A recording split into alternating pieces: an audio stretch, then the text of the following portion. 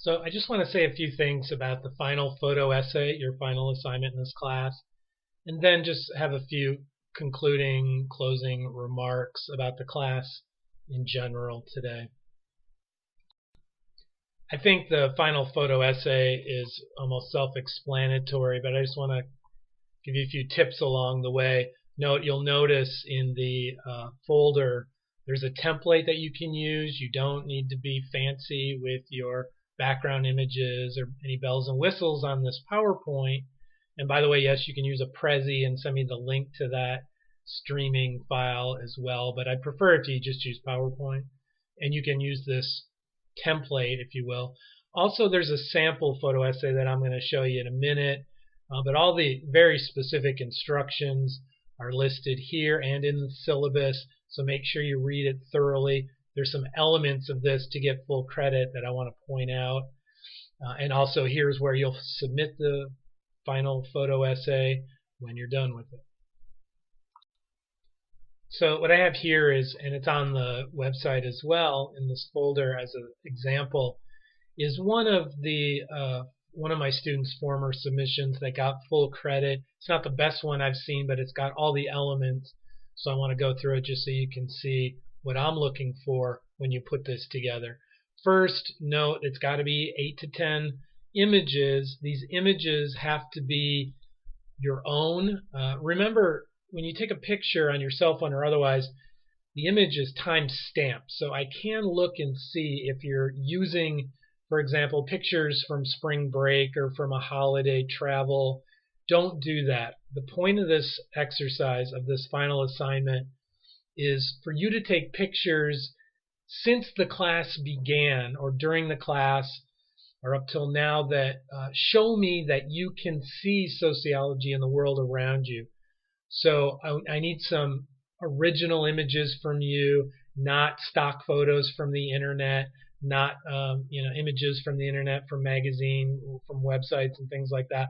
I want them to be pictures that you yourself have captured since you've been taking this class. So don't make me go check the timestamp. Just do that for me. I can usually tell if I see a picture of you on vacation, for example. You can use those pictures, but they're not going to count as the 8 to 10 you need as a requirement for this assignment. So keep that in mind. And then when you put those pictures in, keep to the format. So what I like to see is what's done here. I want you to define the concept. Remember, you're doing 3 related concepts.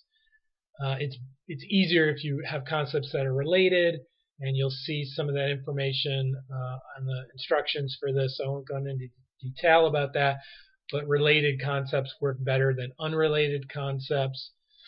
Here they've talked about socialization and gender inequality as 3 concepts. Notice that they first start with adding some content from the material. Here's my tip. You're not going to get full credit unless you quote or cite or reference with some citation information about these concepts. So don't just use Londra's lectures. I prefer to see reading material from our text or otherwise. Quote some of that information to ensure full credit. And then talk about it. And then when you add a picture, tell me how you think that image illustrates or represents that concept that you've just defined on the previous page. And you can do this with a number of pictures like they've done here. Not just here's me in this picture, but how you think it's evidence of the concept you're defining, socialization in this case. And you'll see they do that here. And then her next concept, agents of socialization, again talked about. I'd like to see a little more in terms of course content, reading material on this slide, and then followed by pictures with captions that explain how that illustrates that concept. Right? And you do that for all 3 concepts. And then be sure you have a final thoughts page. You won't get full credit unless you wrap this up with some thoughts about how this assignment helped you to understand the concepts. And I'd also like you to just tell me anything you want to say about the course in general on your way out the door, what you liked about it, what you didn't, just as some overall feedback for me. And then when you're done, be sure to submit it in the submission box, and you're done. That's the last assignment in this class. I want to say just on your way out the door that I hope you appreciate this class and some of the ideas you've learned about sociology and the sociological imagination.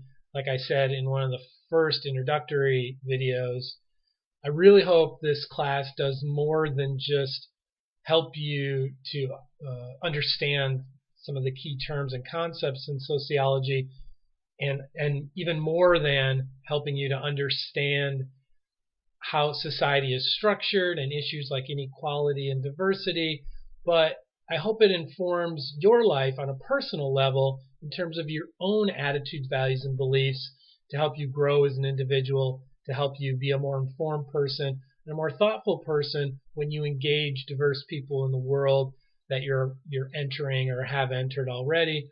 I really hope this class helps you to do better at what you do in the real world and not just as a class exercise, right?